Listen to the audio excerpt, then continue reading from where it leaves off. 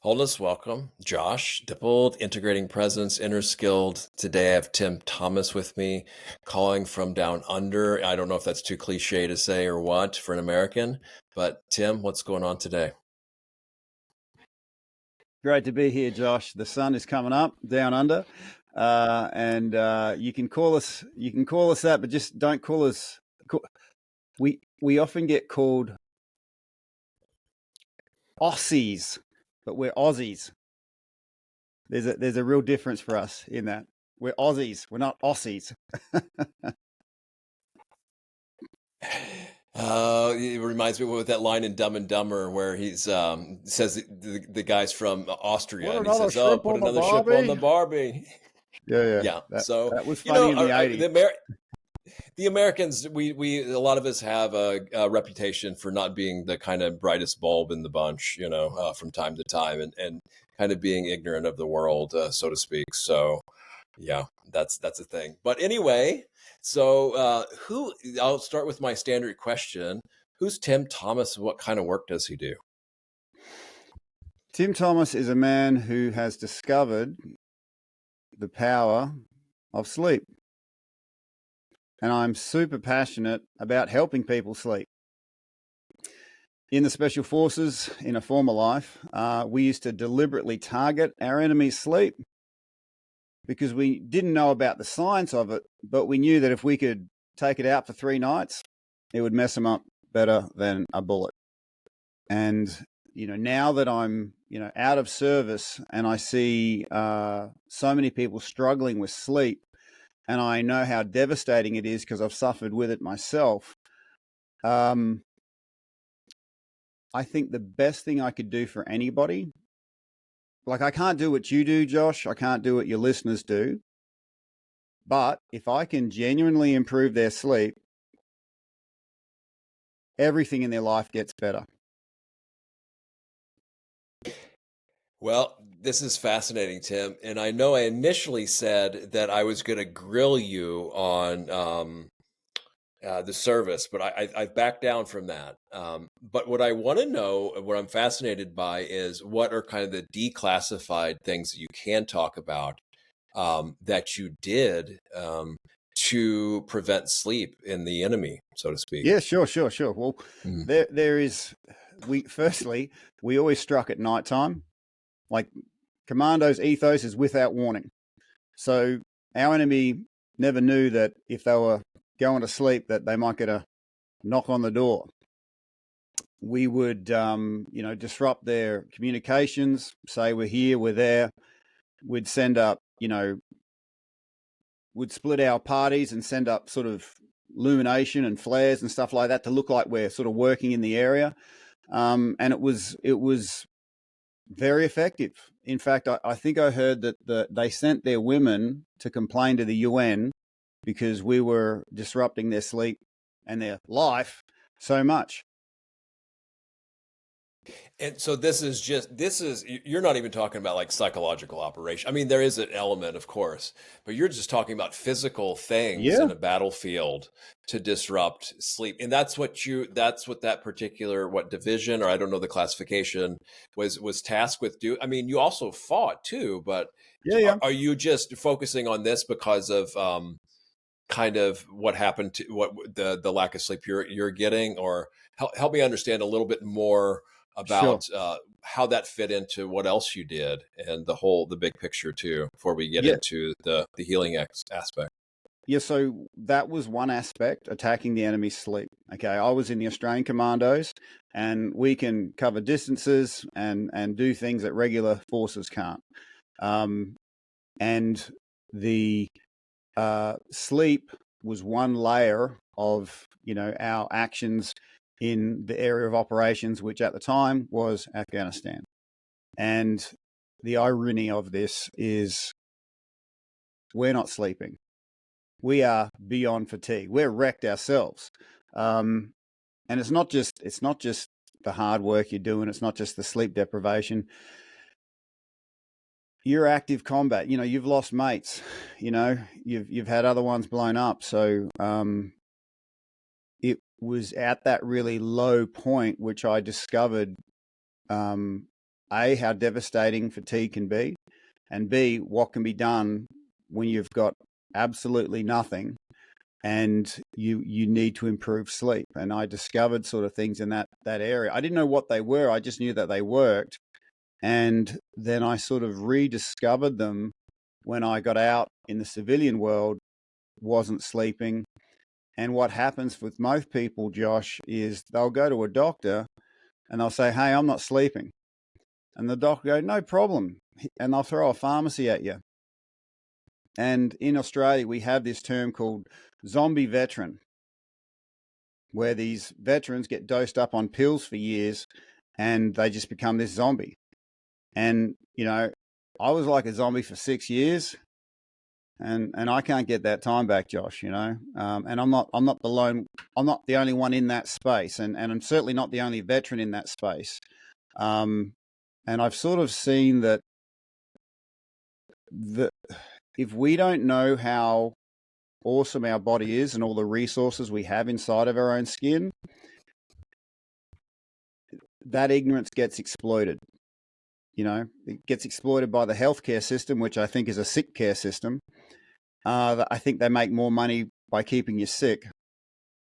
And it was from that space where I realized, A, the ineptitude of the healthcare system, and B, the power of our own bodies. And nobody knows about this sort of stuff, Josh, because essentially no one's making money from it. It sort of takes people with skin in the game that have sort of suffered, found something that really worked, and is super passionate about sharing it with others, that that you get to hear about it. And you know, with the rise of podcasts, we have access to this sort of power. I often think, you know, I've got 6 pages of weapons I'm qualified in, but the most powerful thing I own is actually an authentic conversation. You know, it's this old saying that I heard, and it kind of threw me for a loop when I heard that what the most profound thing we can do as a human being is talk to another human being, is have a conversation with another human being. And I just thought about it. I was like, no, that can't be, you know. And for one thing, I didn't really value it as much, you know. I misused speech, and I would use it to get what I wanted, basically, you know. And so, but then we really think about, yeah, you know, the power of the pen, you know, and how many people can rob with the pen, you know, or, you know, change whole realities by signing legal documents. So it is a really powerful thing, language, of course. In the mind, everything starts with the mind. Before we jump in the specifics here, though, I want to kind of ask you about, like, where does this fit in the sleep? Because we want to dive into this as your specialty, and breath work too, because I mean, I do mindfulness of breathing. So but where does this fit into the whole picture? This one aspect into the overall. You addressed it a little bit here, about the sick care, and I, for the most part, this allopathic medicine. You know, I think, yes, if I break an arm or I get in a wreck or need a surgery, this is where that system is really good, I feel. But there's so many other things, and a lot of these pharmaceuticals, they're not really tested on someone that, so like on a whole pharmacopoeia of, you know, a lot of different things at once. There's not a lot of testing, and we know all the different money interests in here, and then how they display data and these things. And yeah, so there, it's a huge ball of wax, and not to totally discard all of it, because, you know, some of these things can be very helpful, I think, for short periods of time, but it can't just be the only thing. And I'm pretty sure it seems like I mean, you talked about that too. So we're definitely on the same page there. Um, it seems to me and I don't know a lot about trauma. I'm not technically trauma informed. I am fascinated by it, because I think this is one of the, be it a combat veteran like yourself, or people that have gone through horrible, you know, what they call RAMCOA, ritual abuse, mind control, organized abuse, you know, really horrible, severe things. And even just some of us that have no, you know, nothing like that. Even just being born in a human body can be somewhat traumatizing. I mean, um, yeah. So every human being is going to go through, we don't escape not going through some kind of pain in our lives. It's just a given. If you're a human, you're going to experience some kind of pain. It goes from that to very, very severe. So in the whole kind of world of trauma, where how would you frame this with the sleep part? Because it seems like certain trauma, if I'm getting this right, can manifest in certain ways for certain individuals due to causes and conditions that are beyond my skill set to know why things happened exactly the way they have. Some people, it might manifest, or they might have different symptoms of trauma, and one of them that you're focusing on here is the sleep. So yeah, if you want to talk about kind of the larger picture context before we get in here. Yeah, sure. Okay. And you spoke to it before. So the question I asked to get people into the right headspace and the right context is, if someone was looking at you, Josh, could they say, well, looking at you, I know everything about you? Of course not. There is a bunch of stuff about you, about me, that is unseen. Okay. And the mainstream medical only sees certain things. Okay. They only see a certain spreadsheet. Now, I saw two things that no one else saw, and that allowed me to be highly effective. I think one of the reasons I saw them was because I'm dyslexic. I see things in patterns. And the thing that I saw happening, or the two things that I saw happening that nobody saw, was that I saw how pain worked. Pain isn't there just for pain. Pain has an actual goal, and people need to understand what that goal is, Josh. And the ultimate goal of pain is to actually isolate you, feel like you're all alone. And as social mammals, we're not built for that. That is like the worst pain ever. To feel like no one's got your back, there's no one I can turn to. And if you want to flip it on its head, we are most powerful, we have peace, we have love when the more connected we are. So the more connected we are, life is better. The more disconnected we are, the more life is intolerable. And it's not on any spreadsheet that breaking the isolation of someone hurting is a factor. People kind of know about it, but you can, and this is where there's millions of dollars spent, if not billions of dollars spent, in veteran mental health, in regular mental health, but that's largely resources just like water off a duck's back if you're not breaking the person's isolation. If I don't know who to trust, I could have the best healer in front of me. I'm protecting myself. Now working in with that, understanding the secrets of pain, you have to understand that if you're the only one that's got your back, I can't drop my guard for a second. So guess what? I'm not sleeping, because if I drop my guard, that means something bad's going to happen, because I've created this world where I have to be, watching my own back, and it's going to be my fault. So these people aren't sleeping. So those two things, isolated people who aren't sleeping, they're in states of fatigue. It almost doesn't matter how much resources you pour in. It is not sticking. And this is actually ties in quite interestingly to an authentic conversation with somebody. And here's what I've discovered. If you can be genuinely sincere with somebody, if you can be genuinely authentic, if you can be complete within yourself and not wanting to control the outcome of anything, people can relax and drop their guard. Okay, so my favorite saying is that the most valuable thing on this planet is a true friend. Why is a true friend so valuable? Because you can drop your guard and let your warts out.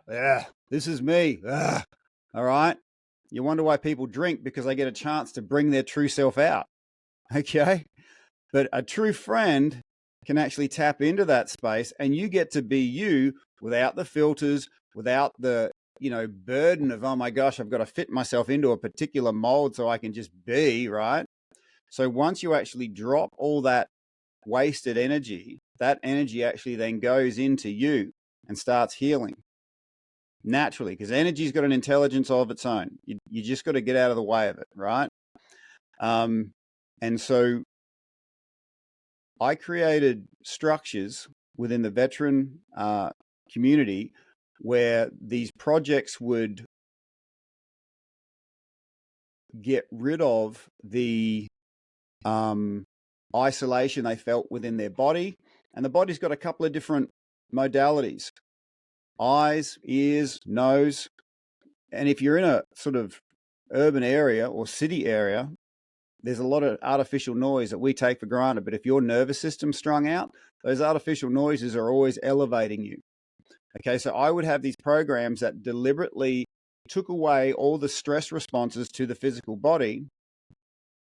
And if I did it right, at about the 90-minute mark, the bodies would change. They'd start opening up, and they'd say things like, I feel like the shackles have fallen off. Okay? And it was at that moment you start realizing that mental health is not a mental health problem. It's a physical disconnect problem. You're so focused on the thing out there that you've disconnected from your own body, and that disconnection creates the problems. And when you reconnect back to your body, this is what these guys did. They'd say the shackles fell off, they'd connect to their bodies, and their bodies were like, hey, this guy's listening to me. Guess what? We're really freaking tired. So I would always have cushions and stuff around the place so they could just crash on the ground and sleep. And that's an incredible thing for a mammal to do. So if you've got a dog and it's sleeping next to you, that dog obviously feels trust because you've got its back. It can drop its guard. So for mammals to be sleeping, and this is the one measure of success I had for these programs, was how much it improved the quality of sleep. And we noticed that after a half day session, we could improve sleep for up to 9 days. And that was chemical free. That was just understanding that us humans do really well when we're feeling connected, when we're feeling rested. But us humans, we basically, to me, it's a matter of time before people kill themselves when they're feeling lonely and isolated and fatigued. And the goal of this program, Josh, or my lifetime goal, was to save 40 veteran lives from suicide, because that's how many Australian troops we've lost in Afghanistan, but we've lost 30 or 40 times that amount to suicide.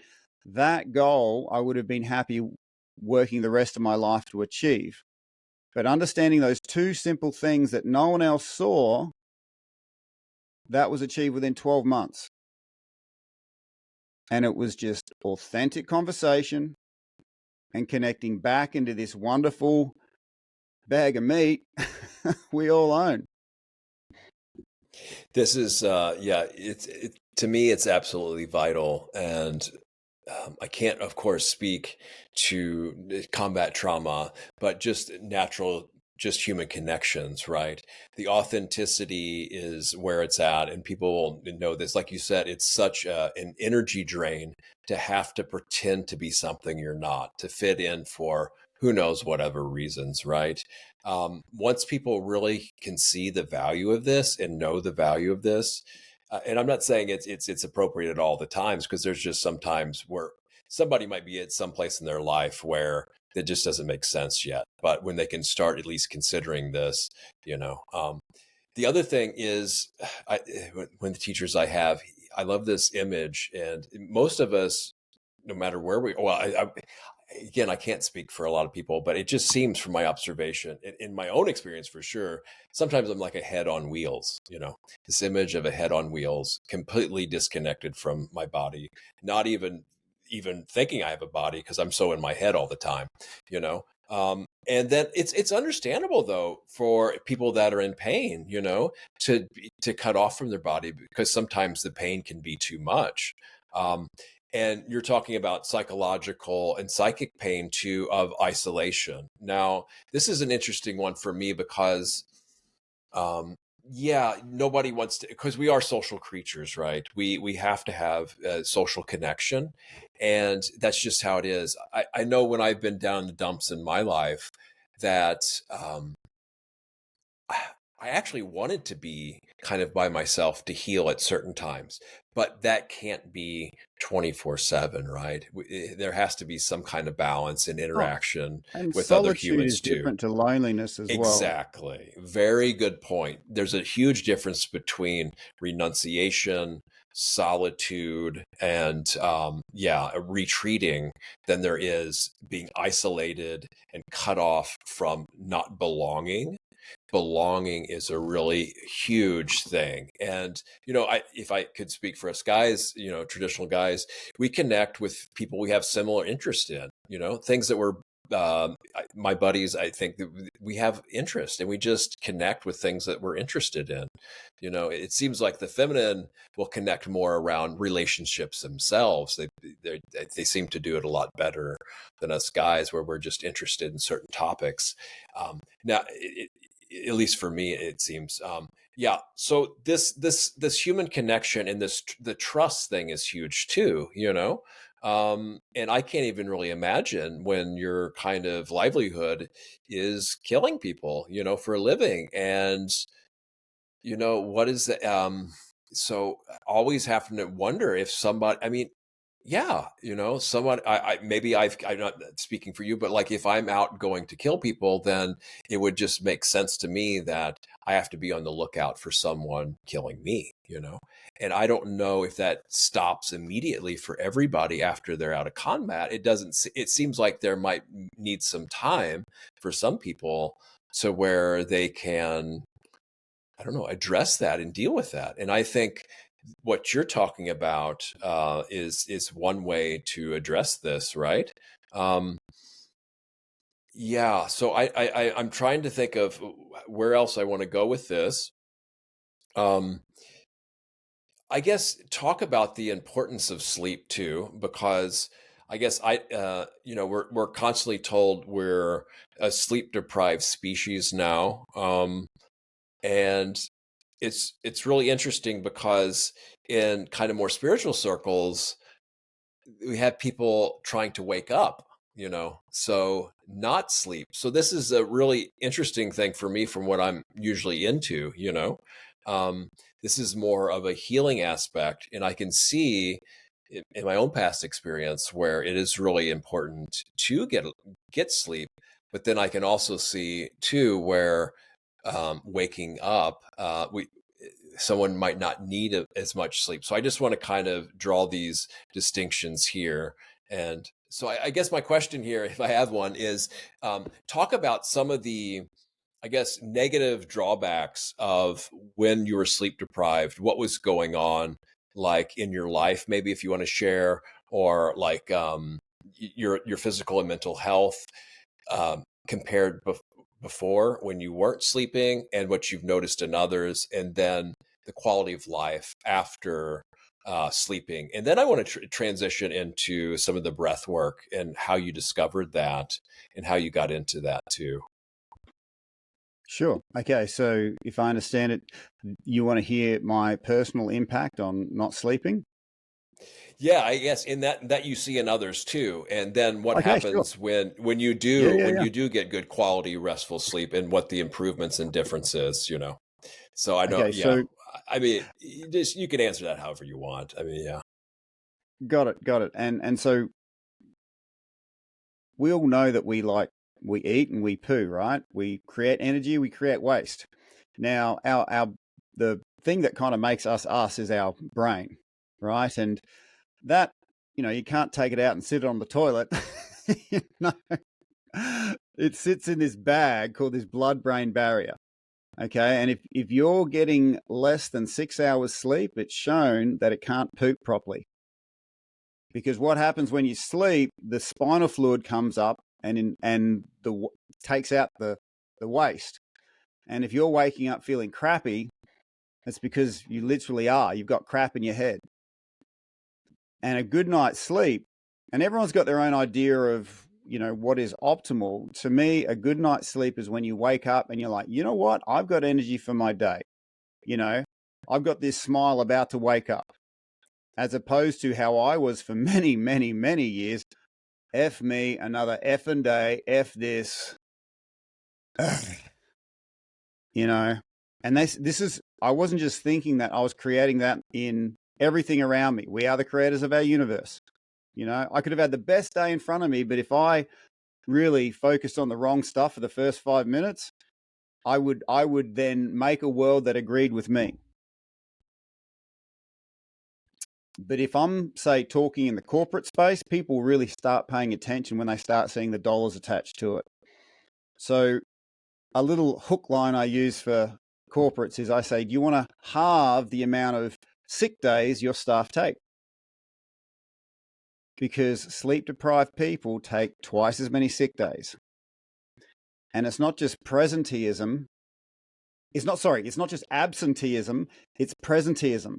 If someone's sleep-deprived, they're 40% less productive than their well-rested counterparts. Accidents at work, much higher in sleep-deprived people. And in the US, there's over, and this is just the stats that have this attached to it, there's over 100,000 car accidents that are put down to specifically fatigue. So before you drive, they might get you to blow into a bag to test your alcohol levels, but no one's checking fatigue levels, because this human body of ours is incredible. It can handle fatigue and produce cortisol to keep you going through. And so for years, I was producing lots of cortisol, getting by on a small amount of sleep, and I was doing it. I was effective. I was performing, but I was cashing in my tomorrows to live today. And what does that look like when it catches up with you? The technical term is adrenal fatigue. The term you and I would call it is being a cranky a-hole. You're always tired, you can't sleep, you've got cravings for sugar, alcohol, molehills become mountains, you really don't like driving in traffic, and the people you care about still care about you, but it's so much harder to be around you. And it's very easy for you to see that in others, but very hard to see it in yourself when you're in that state. So adrenal fatigue is something that a lot of guys, like every guy knows, if you ask them about testosterone, yeah, that's important. But then when have you had it checked? Oh, probably never. But testosterone gets driven into the dirt when you're living off cortisol, when you're pushing hard. If you listen to the wrong motivational speaker, that'll just boost your cortisol and suppress your hormone system, and you'll be able to max out for a period of time, but then you always end up come crashing down. So I, at a very critical stage, saw an endocrinologist. An endocrinologist is someone who understands the endocrine system, which is the hormone system in the human body. And that saved my life. Because do you remember how I said feeling alone and isolated and feeling fatigued? Adrenal fatigue shows up as very similar symptoms as PTSD, as trauma, the way you're overreacting to everything. And once I actually had my hormones physically balanced, I realized that I didn't even know there was a part of me that was imbalanced. And this is the scary part to me. As a man, I didn't want to think there was a part of me running me without knowing it. I was in charge of everything.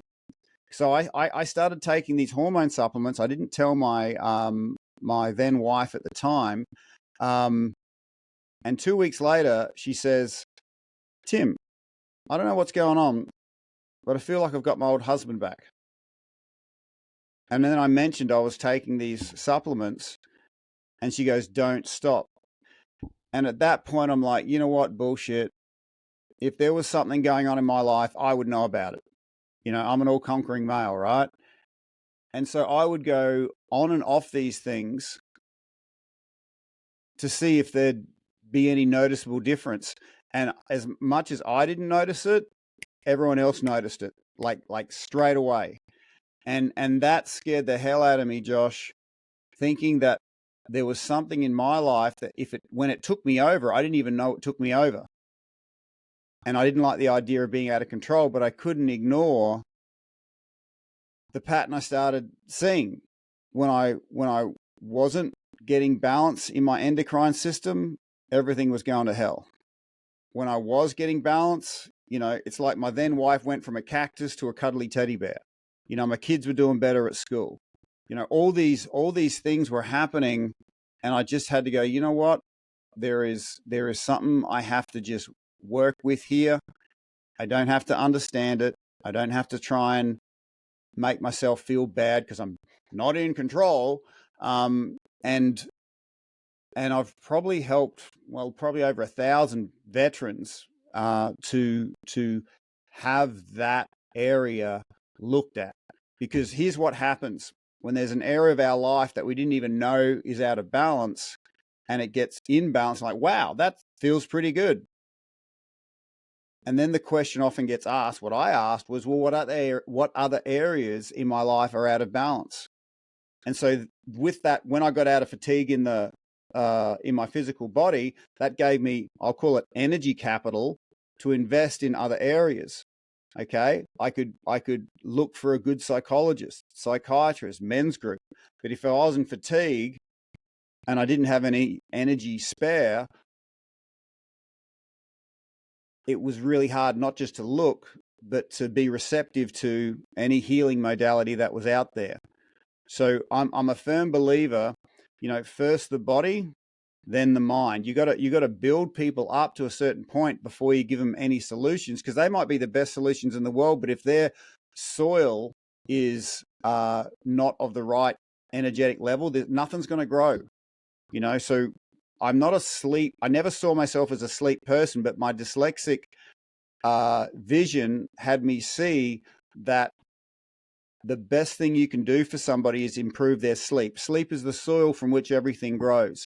If any positive seed is going to grow, you first have to improve the sleep. So I'm all about, say, forget everything. Let's just get your body back where it's supposed to be. And then we're just like nature. Once you give the soil what it needs to be productive, it'll do what it does. And this is what we observed in the veteran space. And veterans are like humans, but they're just a little more acute and a little more therapy resistant. So if we can find something that works in a therapy resistant space, there's a high likelihood it'll get uptaken by others. And so once the isolation was broken and the fatigue was recovered from, it's like this golden compass turned on inside of them, and they just knew exactly where they were supposed to go. Just like nature knows exactly how to grow, you don't have to tell it. And that was sort of the missing pieces that no one else saw. That I just thought, well, if this is working, let's just keep doing it, and that's what we started doing.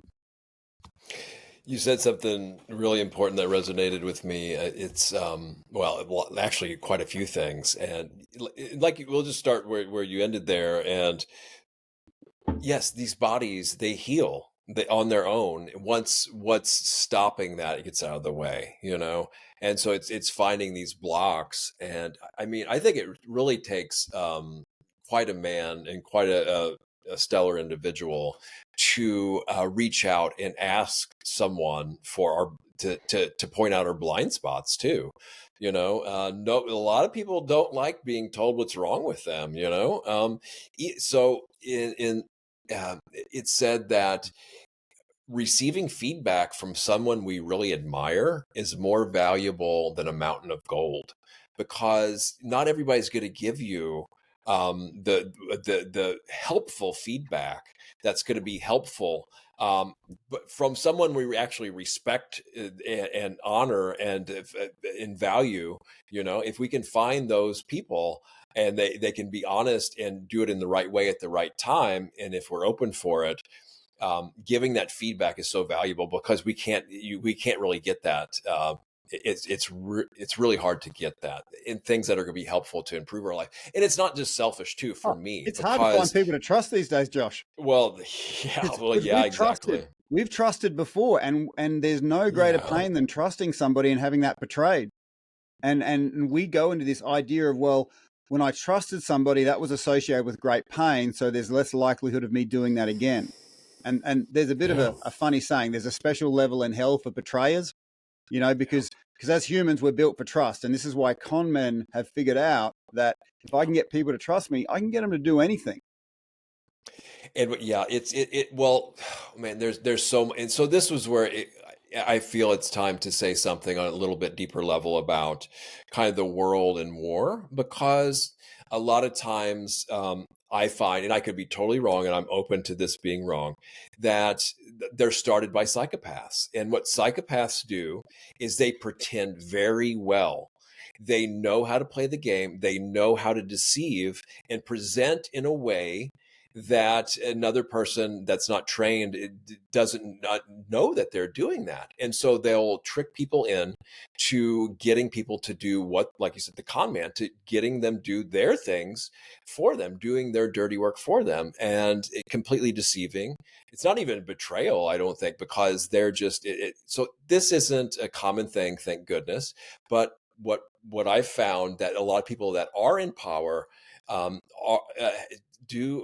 there are psychopaths in power, and they do start wars, and they enlist people to fight for them. Now, I'm not saying this is all the case. So this is where I want to take the blame off of veterans, because I'm so full too, and this is why biggest part of my path is discernment and having the bullshit detector go off, and also forgiving myself for not thinking I'm less than for being deceived, because we're all deceived, we've done it to others too. And deception usually is to get back at someone or to protect oneself. That this is the levels of deception that I think explains a lot of deception. And it's understandable that we want to protect ourselves, and deception is the go-to solution for a lot of people. But there are better ways to protect ourselves and our loved ones than deception. I can't, of course, tell anybody not to do it if they need to do that to protect their loved ones, because, I'm not in a position where I need to do that, because I don't have a wife and kids at this point, so that's, so I can't tell anybody else what to do, but it is a huge thing. And this is a trust. And then we look at trusting ourselves too, and we're dealing with betrayal. So when we've become, or even devastation too, devastation, and that can go hand in hand with betrayal too. So these are all psychological issues that I think we all have to face. And veterans have their own unique flavor, and have somebody like me spouting off about stuff like this when I haven't been in the crap, like you have. And I only get it like second and third hand. So what I say is only like a little bit, maybe take it with a grain of salt, and this all has to be worked out in these specialized, not specialized, that's not the right word. Every demographic or whatever is different. Every walk of life is different. There's commonalities. And so we learn from each other, we bounce things off each other. And some, but like you're in a really unique space, because you will gather and garner the respect because you've been through this. And they say, I don't like this word hero so much, but what we've gone through and then come out the other side and been successful with will be a hero for those still going through it. So that's another nice in service, right? And we're not doing this just for ourselves. When we're better, everyone around us benefits from it, So it's not like this selfish navel gazing thing, because when I'm in a good space, then everyone I interact with gets to benefit from that. Yeah, Josh, you said two interesting things there: the psychopath and the healing path. Yeah. And here's what I've experienced when somebody, two people, one's a psycho. Well, we have the capacity to be both, but the psychopath is there and the healing path is there, and then something happens to us that we think is either painful, unjust, or whatever. And the psycho goes, well, how can I control everything and others so that will never happen again? Because that happened to me, right? And then the healing path says, okay, that hurt.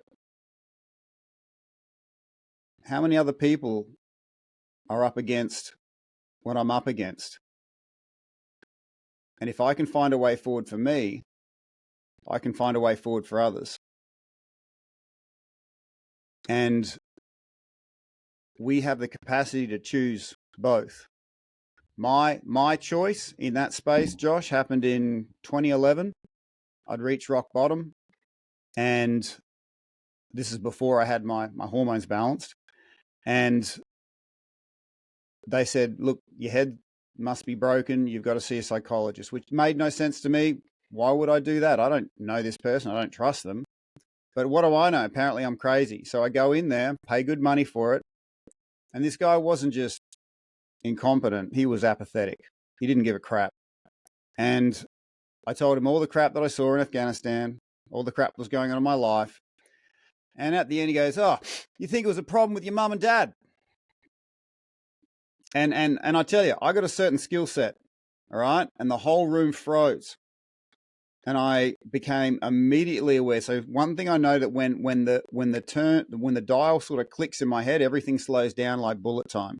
I became very aware of everything in that room, and I'm like, perfect. There is a glass framed psychology degree behind him. I'm going to grab that and I'm going to feed it down his throat, because in my state of disconnect, loneliness and isolation, the psychopath said, and I was justifying this, that guy's a healer. He's not just not healing people, he's harming people. So I'm doing everyone a favor by removing him. Okay, this is the psychopath, completely justified. And I get out of my chair to do it. And there's not a man on the planet that could have stopped me. But as I leave my chair to do it, I feel this hand on my chest and the words, I don't know why, but red flag. And it was enough to stop me for a second. And then the words, Tim, you're the toughest mofo you know. And you are struggling in this system that doesn't seem to understand or even care. Surely there'd be other people struggling in this same system. And that's a good question. How many people do you think, and this is a question I ask everyone listening to draw it to them. Everyone's up against something. That was my thing. Everyone's up against something. Ask this genuine question. How many others do you think are in your situation right now? And I'm like, I don't know, 10, 20, I'm guessing 1 million in this system. That was just a guess. And I sat back down and no crap, Josh, I saw them left and right of me, people stuck in the same system, and they're all looking in with this hopeful look saying, Tim, if you can find a way forward for you, you're going to find a way forward for us. And I'm like, in that moment, I'm like, it doesn't matter if it takes me a week, a year, a decade. I've got to find a way forward. I don't know how, but I've got to find a way forward, because I got this sense that the thing that takes me a decade to figure out, I'm going to be able to help them in far less time. You know, maybe sometimes just one conversation. Okay. The power of conversation comes on the back of choosing that path of, there is 1 million people next to me. And this is the great thing. When you see those people and realize, you know, we're nothing special. We are the same as 1 million other people up against this stuff. And if we can make, and we're no longer 1 in 1 million, we're 1 million in 1. So let's break this down. If we can make an inch of progress, it doesn't seem like much for us, but if we can make an inch of progress, we're making 1 million inches of progress. And once that penny fully drops, all of a sudden you start integrating the most powerful parts of us, which is the ones that connect to others. And when you meet somebody, you can speak with authenticity, you can speak with authority, not because you're awesome, but because you've chosen the healing path. And I had this sense that there's people in my future that are going to be really glad that I chose certain things before I even met them.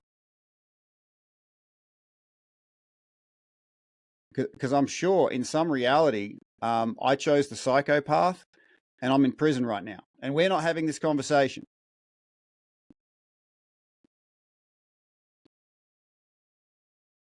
And so I just encourage people, the things that you're up against, there are people in your future that are going to be saying, I'm so glad you chose what you chose before you met me, because you've now made my life so much better. Conversely, this is, if you can think of all the psychos in the world, they're the ones that chose before you met them the psychopath. And they're just pissing everybody off, and they're pissing you off. And you just have to know that there's a point behind them that they made a set of choices.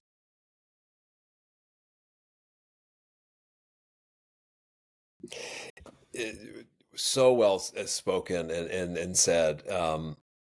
And this goes to the isolation thing too, right? Really acknowledging that I'm not, sometimes it feels like I'm the only one going through this, right? But when we reflect, that's impossible. No matter how weird or crazy or effed up it seems, there's someone going through something similar and probably has it a lot worse too. So this is a huge thing, and it's not to deny that we're really going through some really challenging things either. It's just to realize that. I know it sounds so ridiculous and cliche just to say you're not alone, but you really just reason and think about it a little bit, that it's almost impossible to not have others going through just about the same thing. Well, I would say, Josh, things are only challenging when we feel alone.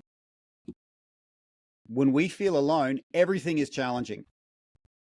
When we feel fatigued, everything is challenging.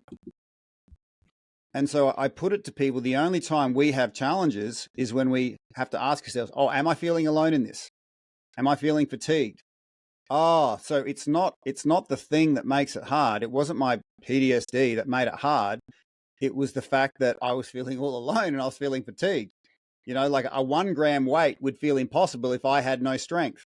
It's not the gram of weight, it's me completely disconnecting myself from, the power that we all have as humans. Sorry to cut you off. I wanted to jump in there. No, you didn't. And the connection here in this rural area, Matt's not the greatest either. And that's what I always tell people too.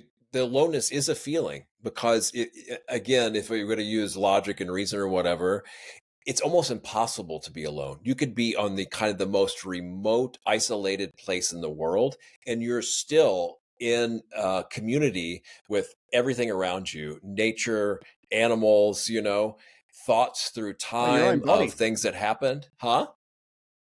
Your own body. Say? You can connect to your own body. Your own body. And that's what I want to get to here, because this is, I feel, one of the most important things. But it feels real, but it's not really true. Yeah. So you can't really be alone. It's impossible. Now the feeling of aloneness, it feels that way, and it can feel that way, and I think there's a huge difference, and and addressing that is big time. Yeah. Josh, can I address something before we move on? Because please. What happens, and people that are in this space will know the words that I speak, and I'm speaking the words that are unspoken words, become like rocks around your heart. And they create a distance between you and others, a distance between yourself. You just can't feel anything. And so breaking isolation means that you can articulate the unspoken words inside people's hearts so they can speak again. And this is the power of authentic conversation when people feel safe. Okay, the true friend. Now, you don't have to be a true friend to create authentic space. You can actually do it with your own, personal discipline, self-love, and self-trust. But the words I'm going to speak right now are going to resonate with certain people listening, and I'm going to walk you through the steps I've seen towards suicide. Okay, because the pain and isolation get to a certain point where we have this conversation we don't even know we're having, and they say, "What do I know? I know I'm in pain. I can see as I'm causing pain to others. And if I look into my future, guess what do I see? Nothing but more pain. The future's no different to now, and it's at that point people start going, you know what? I'm going to do everyone a favor. I'm going to do myself a favor. I'm going to do you a favor by removing myself from this situation. So suicide appears like some wonderful solution, and I'm doing myself a favor because my present moment and my future is just screwed, and I'm obviously causing pain to others. And I like to sort of challenge the idea of that, because and like I said, my goal was saving lives from suicide. So this is the conversation I had regularly. I would say, tell them straight, look, if you're committed to killing yourself, there's not anyone on this planet that can stop you. But I will offer, if you're doing it to avoid pain, consider that everybody who knows you, their pain is going to be multiplied by, I don't know, 1,000. So yeah, you go do what you do, but don't think for a goddamn second you're going to be saving other people from pain. That is the wrong idea. And that's yeah, blunt and direct to the point. It's it's kind of an aversion, or it seems like it's wisdom, but it's not. It's kind of like, you're not it's maybe it's understandable in a way, because sometimes we talk about tunnel vision when things get too much, right? And so they're just, maybe it's, I'm just guessing here, that's a kind of like a tunnel vision. They're not seeing the greater aspect of it, and you just laid it out right there, and hopefully that it went directly to the heart, because that's yeah, it's a faulty, false logic. The pain is, I do practice and study a lot of Buddhism, and the historical Buddha, suffering and the end of suffering, it's all he taught. He knew all this other stuff, all this great stuff, but this is the human condition, because all the other things in our life, sorry, it sounds like a preaching or something, but what can we, if we're in, or if we're suffering, then I get it. There's not really much. So that's the work, suffering and the end of suffering, to know it and to end it, and end it in the right way, where like a fire going out, and then what's left is happiness, well-being, and contentment. So this is, this is the human condition, right? That we all, some people just haven't woken up to the fact that life is stressful, and some people have it really, really stressful, right? So this is the human condition until we can go beyond it, I feel. So, I want to get into breath work here, and your notion of the body, being disconnected from the body. And that goes with the meditation practice I do, the foundations of mindfulness. The very first one is the body. There's a six-fold way to work with the body and being mindful of the body. I won't go into that here. I want to get your take on how you got into breath work, how you discovered it, and then what kind of breath work do you do, and what do you want to tell people about it? Sure. Okay. Well, eventually I want to show you my party trick, which is complete mind-body relaxation in 3 breaths. Yes, it's possible, but it's 3 proper breaths. How I got into it, I didn't know breath work was a thing, but again, dyslexia has me seeing in patterns. And I saw that energy is like money. How you invest it is how you get it back. And I just observed, when I was fatigued as hell, beyond fatigued, giving up on life in the dirt of Afghanistan. I had nothing, no resources, but I just instinctively thought, well, I've only got 2 cents worth of energy. I better invest that wisely. And I did this stupid thing that just I felt led to do, but it worked. You'd never get anything like proper sleep, but every now and then you'd lie down in the dirt. So before I would try and get whatever sleep I got, I'd spend that 2 cents focusing on my left thumb, and I'd picture like a small little pinhole at the tip of my left thumb, and I'd suck air through my nose, and I'd picture I was breathing through my thumb through that little pinhole. And I noticed that eventually that thumb would become white light. In my mind's eye, I would see white light going through my thumb. I'm like, that felt good. Let's do that to my fingers, index, pointer, pinky, ring, all that stuff. And then I could pull it through my arm. And I noticed that if I did that, I'd go to sleep with 2 cents worth of energy and wake up with $2. Like, oh, okay, that's something that works. And then the next night, I would then spend that $2, fingers, arm, upper body. $2 turned into $20. And then the next night, fingers, arm, body, legs. Next night, fingers, arm, body, legs, brain, mind, right? And eventually I got to this point where I'm like, I'm getting into an abundant state. And when I woke up, it's not like I didn't have a busy day, but I'd do extra exercises like push-ups, lift an ammo tin, all this sort of thing. And I'm like, wow, there is something working here. I didn't know what it was. I didn't know it was called breath work. It just put $2 in, get $20 back. It works. Okay. Don't confuse yourself on trying to make it special. But because I didn't know what it was, but I could see what it did. I got to it, and it gets to a certain point in everyone's life where you can master a certain thing. But I saw that if my team was having a bad day, I'm having a bad day. So then how do I then pour into their cup as well? And so I saw that it was a non-negotiable pouring into myself, because even if I'm doing it for selfish reasons, like I wanted to survive, and I'm pretty thick-skinned. I had to go to Afghanistan to realize when the person next to me is stronger, I'm stronger. So that's kind of in my DNA now, right? And I was blessed to be able to be in that experience, because if I was in the modern Western world, I'd actually genuinely tell myself, you know what, I don't need people. I'm fine. I just drink a few more beers at the end of the day. Life becomes about mitigating pain. And I discovered the power of servanthood, not servitude, because I'd gotten servitude mixed up with servanthood. Servitude, oh, you're better than me, I'll just give you everything I have. No, servanthood is from a position of strength and power, pouring out of your abundance into others.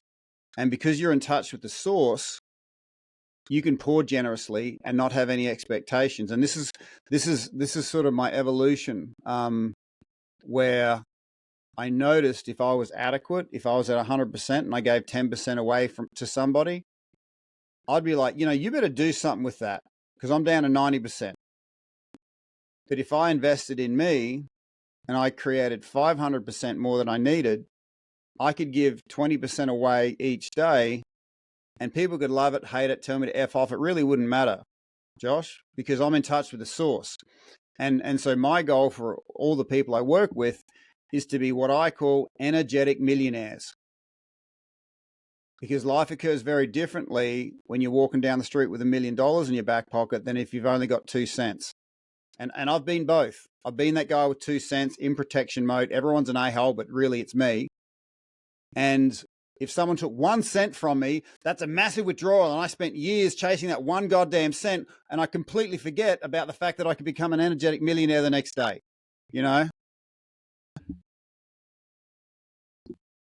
This is real cool. First off, well, you've discovered how amazing generosity is, how just this giving can like bring us up and benefit everyone around us, This spirit of generosity is just it's just so amazing, And yeah, and then noticing that this abundance, that there is not really a lack when you can have access to what you're talking about, abundantly, without kind of anybody else being off put or anything like that. No one else has to suffer for me to gain that kind of energy you're talking about. It's a natural thing. And it really kind of tickles me a little bit to know that I go around all these different spiritual circles, and you have all these different masters, and everybody gets these empowerments and learning from other people. And this just, but who knows how it happened, but you just discovered this yourself. And I think that's so cool. These moments when I have some of these little self discoveries in meditation and practice, I really like those. And to me, they're really important moments too. So yeah, I really appreciate you sharing that story and how this happened, and how that like changed your outlook on how things are. And yeah, you seem all the wiser, and like you say, you get it. You know that this is the intention behind all this, right?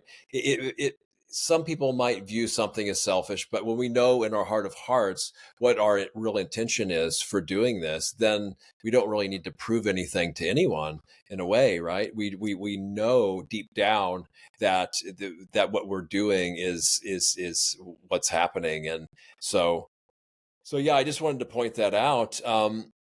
Okay, now you mentioned a party trick too, Oh so yeah, I can't let you go without with this sure. before we start Well, wrapping up. we've Yeah. had an awesome conversation, and if people could, walk away with something permanent that they can access for the rest of their lives, as long as they're breathing, that I think that would be a win. It's always good to have a conversation, but what can we take home and put in our back pocket and pull out whenever we need it? So this is the part that that I really enjoy.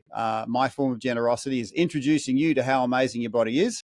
What you're going to discover, it's not a set of lungs we own; it's a medicine cabinet with a lot of different shelves.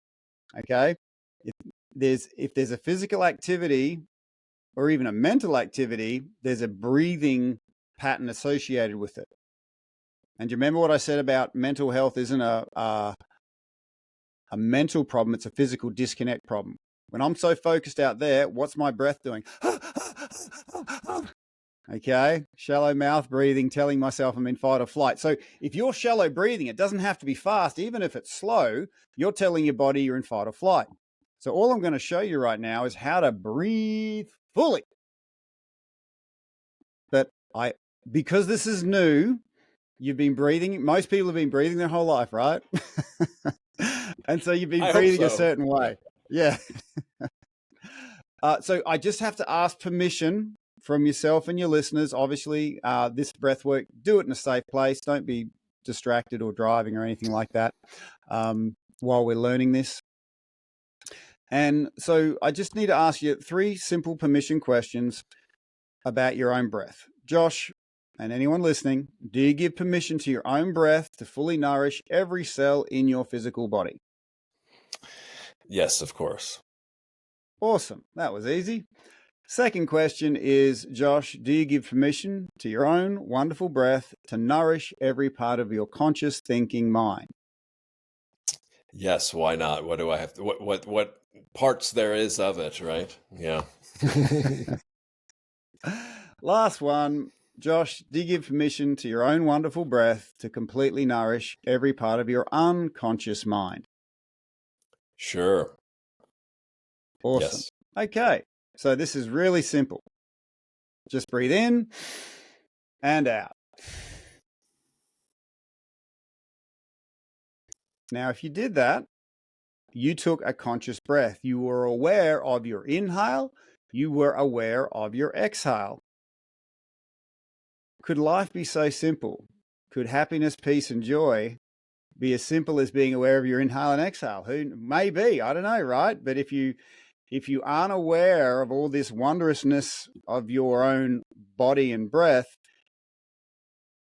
when I didn't know this, I lost 6 years of my life to pills, doing things for me that breath could do much better.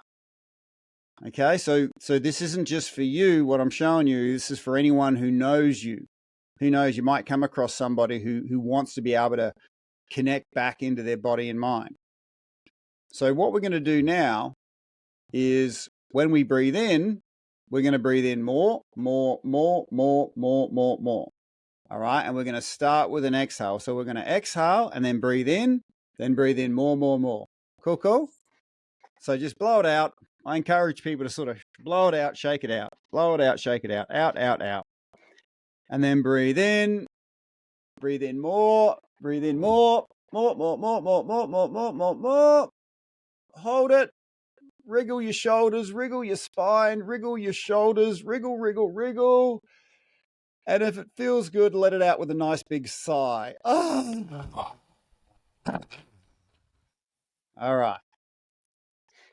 Let that energy that you've given permission to just go through your body. Okay, energy has an intelligence all of its own. It'll go to exactly where it's supposed to go. Some people relax their face, their neck, their jaw. Some people yawn, but whatever it is, just let it happen. We've given it permission. It'll go there. Very good. You're enjoying a single breath and what it can do. And trust me, if we had an hour together, I could take you places that words would not adequately define. Yeah, okay, well, but this is just a little. I want to give you something that you can take home, use for the rest of your life. If this is the only breathwork technique you use, you are going to be so powerfully set up. And I wish I had this, many, many years ago. So you might have noticed when you breathed in more, you started sort of filling it more air into the upper third of your lungs. Okay, for the sake of giving it a name, we're going to call your primary inhale where you normally breathe in and out, and that little bit extra into your top third of your lungs, we're going to call that your secondary inhale. Okay, now I'm going to show you a fun way to boost your secondary inhale. A lot of people don't know, and this is what I love doing, is showing people what their own body does. We all own bodies, but we don't know what they do. But your two fingers, your pointer and your index finger, with your thumb, you push them together as hard as you can, and that becomes a power button for your secondary inhale. Okay, so here's what we're going to do. We're going to exhale, we're going to breathe in, and when it comes to our secondary inhale, I want you to push your power buttons together, pinch your two fingers and thumbs together really hard as we raise our nose to the ceiling. Okay? Do you need more information? Are you good to go? No, you'll just cue it. We're going to exhale. We're going to blow it out. Mouth closed. Look to the ceiling. Hit the power buttons.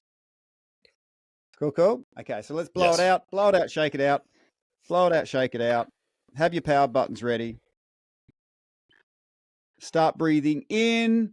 Hit the power buttons. Look to the ceiling. Look to the ceiling. Nose to the ceiling. Open. Now hold it and wriggle that chest. Feel that chest opening up. Wriggle that chest. Feel that chest opening up like a flower. Feel the warm sun coming through your chest. And if it feels good, I invite you to let it out with a really big sigh. All right. Let that chair take your weight. Let that chair support you. It was built to hold you. It will hold you. And just let that energy circulate to where it's supposed to go. Some people feel emotions when they feel this. Some people feel a sense of love, a sense of warmth, a sense of connection with their own body. Sometimes their own body's like, oh, wow, you're listening to me. Thank you for that breath.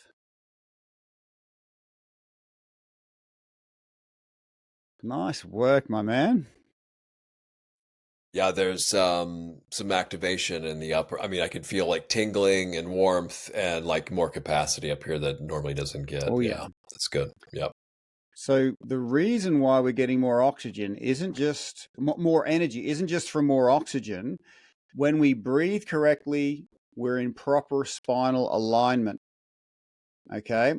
And when I worked with the British Special Forces, they said that every degree your spine is out, you lose between 8 and 12% strength. So if you can only carry 100 kilos on your back, you can only if you're 1 degree out, then you can only carry 88 to 92 kilos, right? So just imagine this breath, you automatically get 8 to 12% stronger.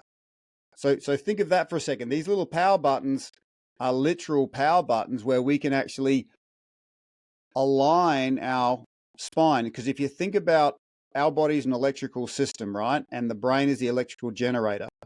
And we've got these electrical cables running from our brain into our body.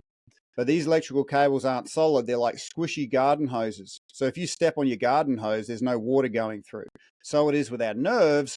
If we're hunched over, we're pinching off our nerves and we're stepping on our own garden hose, so to speak. And notice that, when I've got crap in my head that I don't want, I start hunching forward. I start creating a world. I'm the creator, right? We all are the creator. I'm creating a world where it's not as energetic. I'm not as energetic and everything's hard. But when I breathe fully, hit those power buttons, look up, more energy, more options, the world's a better place. And go ahead. Oh, I can verify this in subtle states of meditation. The body posture is really, really noticeable then, because when the spine is really aligned, the energy will flow a lot easier, and there'll be less fatigue, and can sit even longer hours too. So yeah, the spinal alignment, I know in my own experience, is huge. And but also not rigid either, like a blade of grass, right? It's upright, but it's also flexible too. But that alignment is key, but also but not overly tense while trying to be upright either. It's a balance, right? So yeah, if we can give it pneumatic support from the inside, it saves all the muscles doing the work. So this is literally what we're doing. We're giving ourselves support from the inside, from all those muscles that are holding us up if we're trying to be too rigid. So you guys, you're doing really well. You're feeling the benefit. This is what I love about breath work. We can literally turn our beds into clouds tonight with breathing. We can turn them into trampolines in the morning. And that's my specialty, helping people go to sleep with a certain type of breath and get out of bed with a certain type of breath. Game changer. So what we're going to do now is understand that this nose of ours, behind it sits sinuses. Now, before I was in the Special Forces, I was a professional fighter. And my coach would always say, Tim, before you do a combination, do a big snort through your nose. Okay? And according to him, that would suck air through the sinuses straight to the brain. I don't know if it was based in science, but it worked in combat. And they've shown that nasal breathing produces a particular gas that you don't get from mouth breathing. Nitric oxide. Nitric oxide is a vasodilator. It's good for your brain, good for your heart, good for your circulatory system. It's good for everything. If you were to pay money for it, you'd probably pay $300 a week just to have all the benefits you get from this nitric oxide.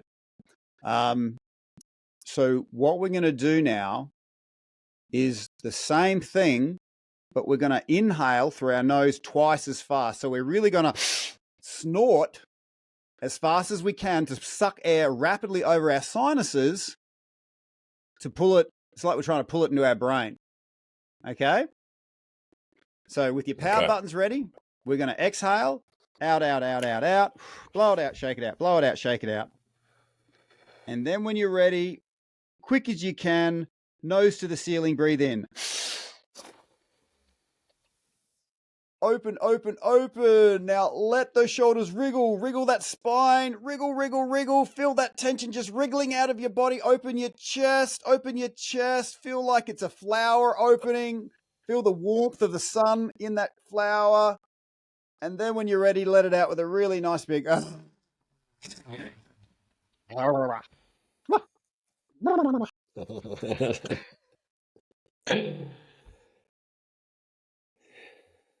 I didn't know the nitric oxide. That's wild, yeah. And there's certain states in meditation too where you can't get through mouth breathing. It has to be accessible, according to some, through nose breathing. So yeah. The old saying, get high on your own air supply. So I like that one. So yes, you can get high on your own air supply in a good way, So one that doesn't. here's Yes. the takeaway I want people to take, right? Is your fingers now are your power buttons, your medicine buttons, okay? And notice, and when you start your day, start it with breath so you know where you want to be. This is my power zone. And I notice when things are pissing me off, that means I'm outside of my power zone. I'm giving my power away to somebody else. So, I'm human. If I'm in a line and it's taking too long or something's pissing me off, I will hit that, and that's a thought in my head, right? Okay, so I'm thinking I'm going to just blow that thing out the back of my head with my rapid nasal inhale. Now, funnily enough, I can't do it if I think about it, but if I go, no, you're gone, and I press my power button, see, okay, then it works. Okay, then I can break the circuit because my mind likes to ruminate on crap, right? But if I can physically break that circuit and suck that in, I discreetly do it in public, I discreetly do it in different places, and I encourage you to just practice walking around the place, practicing this. So when you're in a safe, controlled environment, so when you're in an environment where you're not as controlled, this is what you go to. You go to your breath. Or you could just, do what I used to do, ignore all those stresses. At the end of the day, you don't know why you've got to drink half a carton of grog. So accessing this in an active way comes on the back of practicing it yourself. And it really has to be a physical pinch, I've observed. You really do need to push those fingers together, snort that air, and then all of a sudden your energy goes up, you're back in your body, and you're not focusing on the thing that you perceive as some form of threat. And if you can do that 3 times, we won't do it now, but if you can do that 3 times, just notice the massive shift. And if you can make this work for you, and how easy was that, right? That was just breathing in and with a bit of a boost. You are going to be able to be the one that makes such a difference to others. This is really cool, Tim. And I give a little bit of verification here with the kind of mind-body link. And what I'm getting is that's what this does. It gives a physicalized link or trigger or association to go with what you're with the breath ties everything together, and you're using it for skillful mind states, and it's really accessible, and it's something we can tangibly do instead of just because the mental level it can be very, very subtle sometimes. And I know this in my own experience with yoga in the past, where you're syncing the body and body movements to the breath. And it makes something that's usually not tangible and accessible. It makes it accessible this way. So it's a really great tool. So maybe I'll have to try this out. So I appreciate you sharing this with me. I actually haven't done a lot of like formal breath work like this. And a lot of things in meditation are too subtle. People don't notice the benefits right away or things like this. But to me, this is almost immediate for me. It's very noticeable. And just think, if we even miss 1/2 breath, that's it, So we're only 1/2 breath away at any moment from that's it. And yeah, so that's how important this really is. And as they talk about prana, the energy of the breath, it's not just the breath itself, it's the energetics that go along with it that are very subtle, but yet very powerful, as Tim illustrated here. So the other thing I just want to end with here before throwing it back to Tim to plug his stuff and leave us with the final message here is I like I said, all my kind of spiritual karate moves, they don't really work when it comes to trauma. So I have to be very kind of mindful and careful of how I approach these things. And so because I'm just off base a lot, and I just want to be acknowledge that.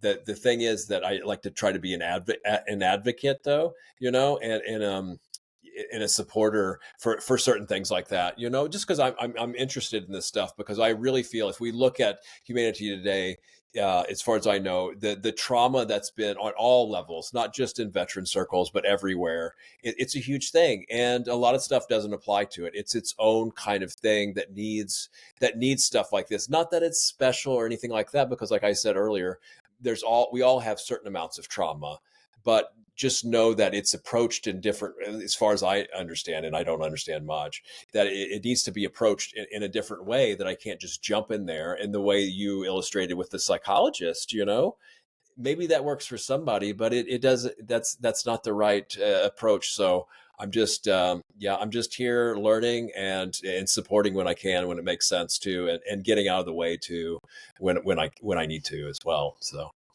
well, with that, Tim, I throw it back to you. Tell people how they can get in touch with you, what you have going on, what you want to draw people's attention to.